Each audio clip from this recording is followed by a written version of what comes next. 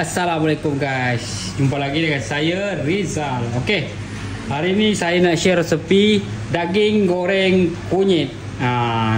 Daging tipis,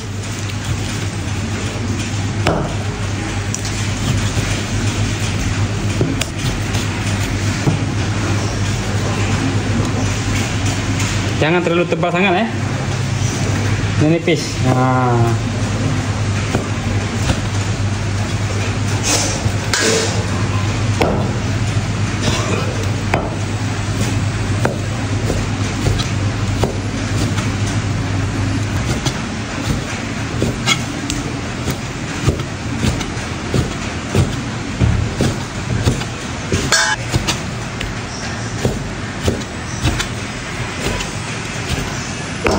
Okey, siap.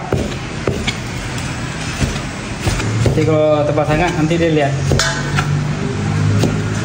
Okey. Daging kita dah iris nipis-nipis. Kemudian kita basuh Ini bentuk dia. Setelah kita iris. Okey. Sekarang kita nak mula memasak. Alright. Air. Kita masukkan daging yang kita dah iris tadi.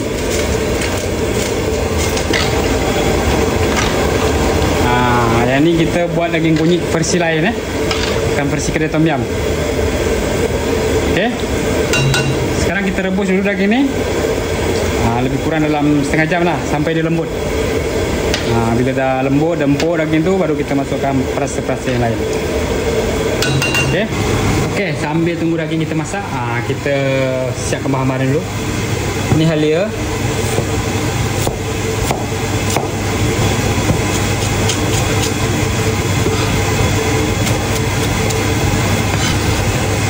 Okay.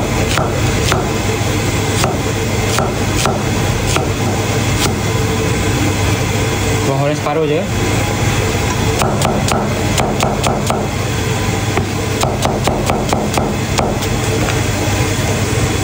Bawang putih kita ketuk macam ni je. Masuk sini.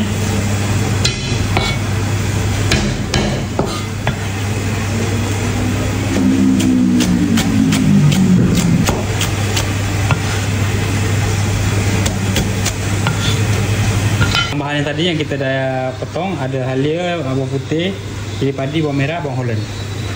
Okey.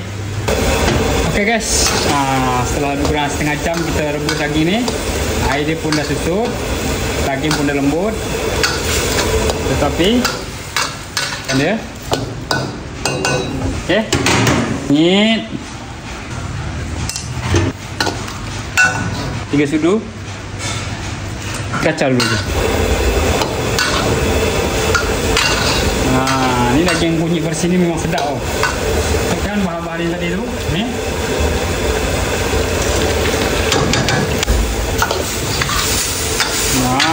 Dah nampak tu.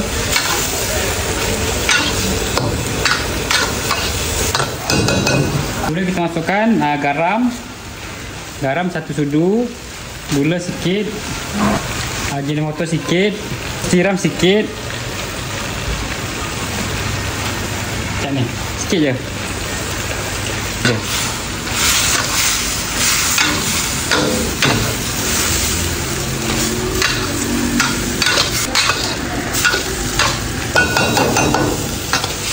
Tengok.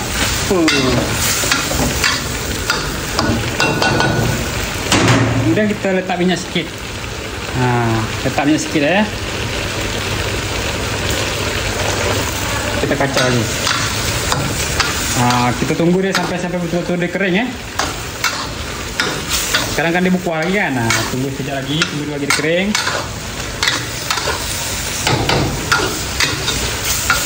Ini makan dengan nasi putih guys. Tawar dengan telur dadar. Baru kita perahkan limau nipis sikit. 1 biji limau. Memang wangi.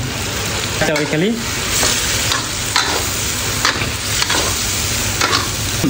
Okey. Siap.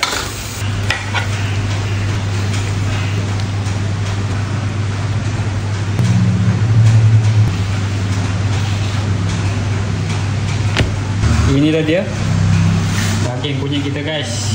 Ini makanan dengan nasi putih, telur dadah. Marvelous.